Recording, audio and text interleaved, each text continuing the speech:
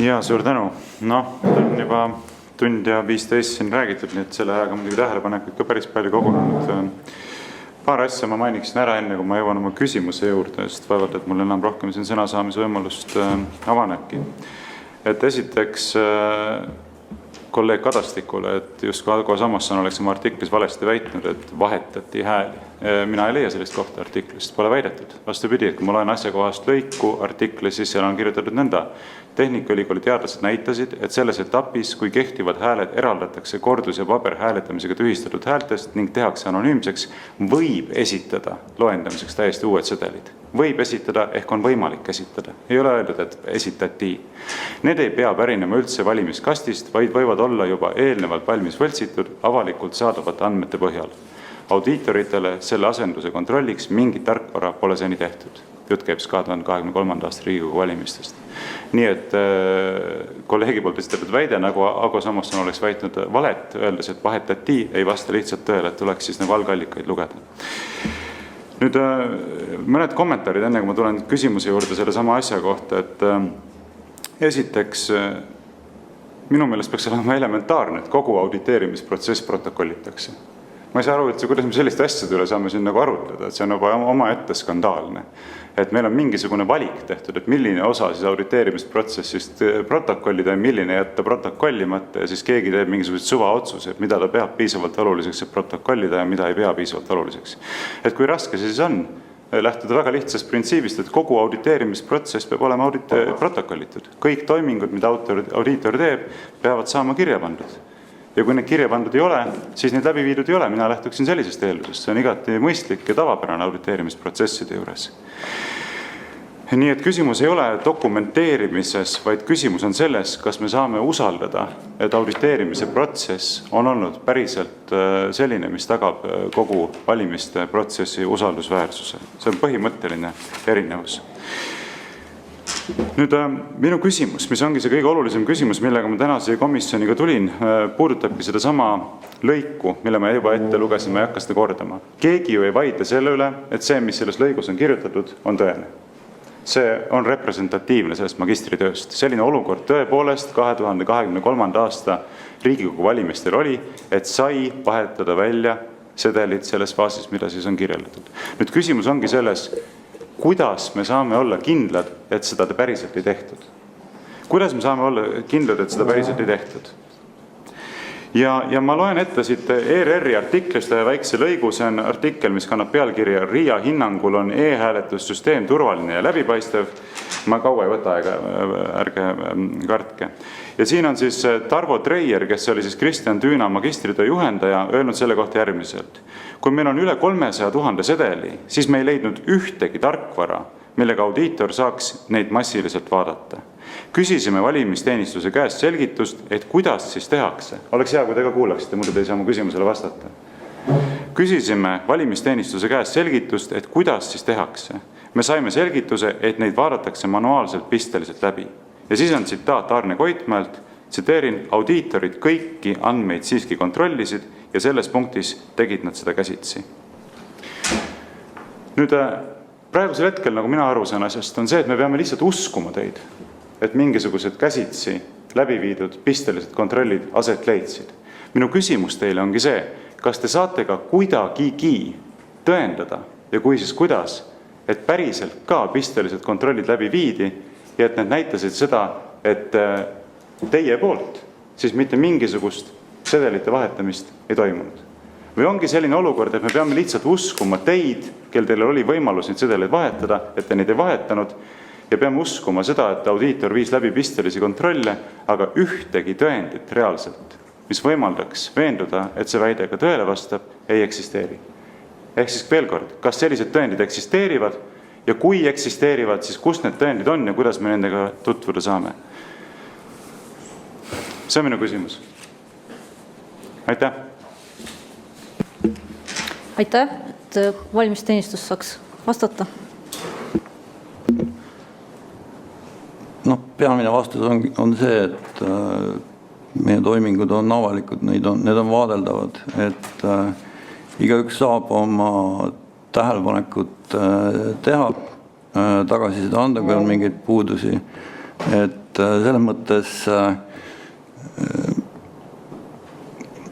mõttes ega aega tagasi keerata ei saa, et kui see on ka meie soovitus olnud alati, et oleks rohkem pädevaid vaatlejaid, oleks ka erakondade poolt vaatlejad esitatud.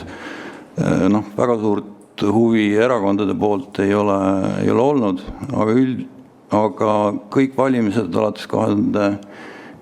aastast, kõik e-häälte lugemised, kõik toimingud on tehtud ju avalikult, et igaüks on saanud veenduda, mida selle käigus tehakse. Et kindlasti ei ole võimalik häälte lugemise käigus seal koha peal vahetada hääli. Lihtsalt ütlesite alates 2025 küsimus, kes 2005. Varro Vooglaiul oli täpsustav küsimus.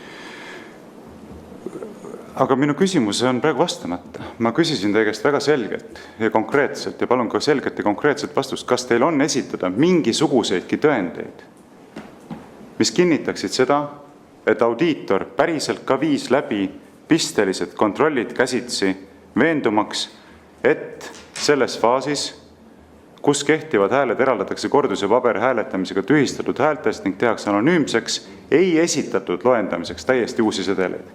Kas teil on esitada mingisuguseidki tõendeid selle kohta, pidades silmas, et audiitor ei ole protokollinud mitte ühtegi sellist pistelise kontrolli läbiviimist? Ma tuletan meelde, te olete väitnud kindlas kõneviisis, audiitorid kõiki andmeid siiski kontrollisid ja selles punktis tegid nad seda käsitsi. Kuidas te tõendate seda? Või ongi see tühipaljas väide? Ja ma ütlen, asi on selles mõttes tõsine, et kui varem väidetakse meile, et meil on end-to-end verifiability ehk siis otsast lõpuni kontrollitavus juba olemas, siis selgub, et tegelikult ei ole olemas, väga kriitilises faasis, kus on võimalik sedeleid vahetada, siis meile öeldakse, et aga tehti pistelisi kontrolli käsitsi ja kui ma nüüd siis küsin, et aga vabandust, et kuidas te tõendate seda, siis ütlete mulle, ega otseselt nagu ei tõendagi, et teil oli endal võimalus tulla vaatlema, kui te ei tulnud, et nad siis oma viga enam. Et see nüüd küll ei ole mingisugune tõend. Ehk seetõttu ma kordan küsimust, kas on kuidagi võimalik teil tõendada, et neid pistelisi kontrolle läbi viidi ja et nende kaudu välistati siis see, et sedeleid reaalselt vahetati 2023. aasta Riigikogu valimistel. Aitäh! Nagu ma ütlesin, seda kontrolli kirjalikult ei protokollitud. Ehk siis tõendid puuduvad? Jällegi ma ütlen, et see toiming on avalik, aga jah, selles mõttes ei ole esitada sellist paberit, millel see kirjas on. Aga see on nüüd skandaalne, kui meil on Riigikogu valimised ja on tuvastatud, et teatud faasis on olnud võimalik massiliselt sedeleid välja vahetada ja kui küsitakse, kas on mingid tõendid selle kohta, et kontrolliti, et seda ei tehtud, siis öeldakse, et tegelikult jah, ei ole, mitte midagi ei ole. Kuidas me sellist valimissüsteemis kasutada saame?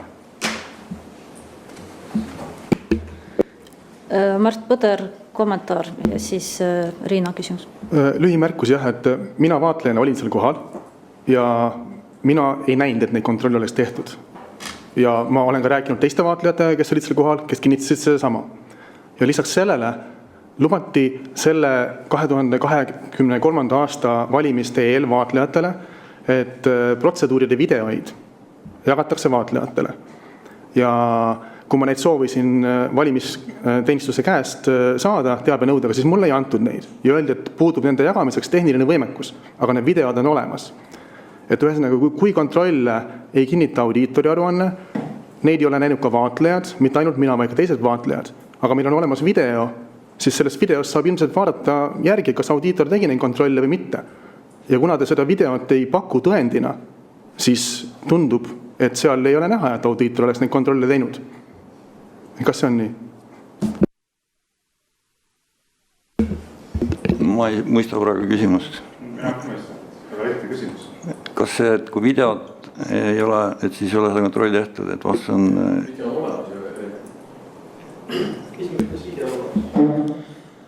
Ma isegi ei oska vastata seda praegu. Ja palun. Igaks juhuks selgituseks, millest käib üldse jutt. Jutt käib sellest, et kui siis selle hääle küljest võetakse ära isikuandmed, nimi ja kõik sinna juurde, siis väide on see, et programm või mingi müstiline tarkvara on võimeline siis midagi tegema nende krüpteeritud sedelitega, eks. Mis on selles mõttes audiitori roll ja audiitori töö, et audiitor kontrollib oma vabal valikul erinevaid andmeid, mida ta heaks peab, mida ta kontrollis ja mida me näitasime neile, mida nad tahtsid näha. Oligi see, et nad võtsid selle krüptogrammi, siis võtsid selle krüptogrammi, kus inimese andmed küljes olid ja siis võrdlesid neid pisteliselt. Vaatleja jaoks on see koht, kus tegelikult me näitame audiitorile valijate andmeid, mida vaatleja ei tohi näha. Me ei tohi näidata inimese nime ja kus ta valimis käis. Ja sellist pistelist läbivaatust tõesti audiitorid tegid, aga audiitor ka ise valib, mida ta ja kui põhjalikult ta mida üles kirjutab. Ja hetkel audiitor leidis, et sellist audiitori punkti, et vaadata, et mingit pahavara ei ole krüptogrammi ära vahetanud, et ei pidanud vajalikuks. Kiire kommentaarina ma ütlen, minu meelest sellisel auditeerimisel ei ole üldse mõtet, kus audiitor ise valib, mida ta teeb ja mida ta dokumenteerib ja mida ei tee ja mida ei dokumenteeri. Mida sellise auditeerimisega me üldse saavutame, millist hüve, millist kindlust? Minu meelest mitte midagi. Ja teiseks, kui audiitor viib läbi selliseid protseduure, mida vaatlejad ei saagi vaadelda, siis on ju täiesti mõttetu ka Arne Koitmäe osutus, et eks oli ju kõigil võimalik vaadelda ja teilgi oli võimalik tulla vaatlema. See on kaks täiesti vastukäivat väidet. Ühelt poolt ütlete ise, et tegelikult see on selline väga sensitiivne faas auditeerimisest, mida vaatleja vaadata ei saa, ja teiselt poolt ütlete, et tulge siis vaatlema. Et kumb ta siis on, et kas saab vaadelda või ei saa vaadelda? Nagu on kõik toimingud, mis puudutavad isikuandmeid ja valijate andmeid, hääletamist osavõtte andmeid, et neid me tõesti jagada ei saa, et selles mõttes seda krüptogrammi võrdlust teha saame ainult selliselt, et see valija isik jääb anonüümseks. See on paratamatult niimoodi, et kõigil valimiste toimingutel on avalikkuse piiriks on häälesalasus, et me ei saa minna sealt edasi. Ja, et meil on siin veel järjekorras, et Märt Põder kiire kommentaar ja siis Riina ja meil on Irja. Jah, kiire kommentaar, et aastal 2023 audiitor ei teinud protseduure, mis oleks olnud vaatlejate eest salaja. Et 2023 lubati vaatlejatel olla kõikide protseduuride juures, mida audiitor teostas. Ehk siis minu meelest valimisteenistuse väide sellest, et 2023 audiitor tegi midagi vaatlejate eest salaja, ei vasta tõele ja vajaks omakorda tõendamist. Ja ma tean, et aeg on kohe läbi ja seda ma ütlen ka väga kiiresti. Esiteks kolleeg Sikkutile, et valimised peavad olema kontrollitavad. Siin ei saa opereerida selliste mõistetega, nagu eks ta lõpuks ongi usu ja usalduse küsimus. Ei, meil peab olema selline valimissüsteem, mida on võimalik kontrollida. Ja kui ei ole võimalik elektrooniliselt teha sellist süsteemi, mida on võimalik kontrollida vähemalt samaväärselt paberhääletamisega, siis ei tohi sellist süsteemi kasutada. See peaks olema elementaarne. Teiseks kolleeg Lutsarile, minu meelest selle komisjoni mõte ei ole takka kiita e-valimistele, ega selle istungi mõte, vaid mõte on see, et komisjoni liikmed saavad esitada kriitilisi küsimusi ja saavad nõuda oma küsimustele vastuseid. See on selle asja mõte. Ja selle tõttu ma ütlen, see on tegelikult tänase komisjoni istungi puhul väga oluline, et me nägimegi, me saime esitada selle väga olulise küsimuse, mille tõstatas härra Samasson.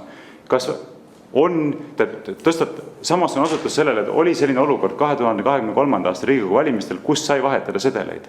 Ja me saime küsida, kas on mingid faktid, mis kinnitavad, et neid sedeleid ei vahetatud, ehk seda võimalust ei kasutatud, ja saime teada, et need faktid puuduvad. Ja vaata, see on minu meelest tänase istungi väga oluline tulem ja siia tuleks edasi minna. Et kuidas me oleme nii kaugele jõudnud, et meil on selline valimissüsteem, kus on sellised asjad võimalikud. See on minu hinnangul skandaal ja nii ei tohiks asjad käia. Aitäh!